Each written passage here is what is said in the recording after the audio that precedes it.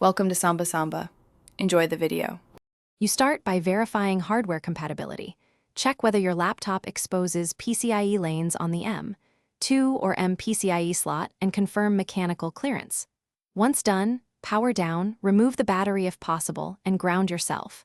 Remove the storage module from that slot, then attach the M2 or M PCIe breakout adapter.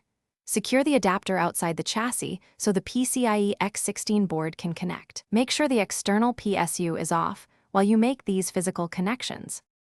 Now mount the GPU into the adapter or an open enclosure and tighten screws to prevent wobble. You want reliable contact under load.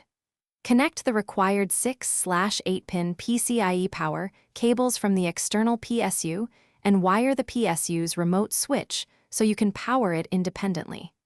Route the adapter's cable back to the laptop, avoiding sharp bends. Make sure any USB or Ethernet-based wake/hot plug helpers are connected. If your adapter requires an auxiliary power on the laptop, enter BIOS and enable legacy PCIe or lane bifurcation options as needed. If drivers fail, disable secure boot temporarily. Boot into your OS, install the latest GPU drivers, then attach a display to the external GPU or configure output pass-through. Once the driver reports the card, run a short stress test and monitor temps and voltages.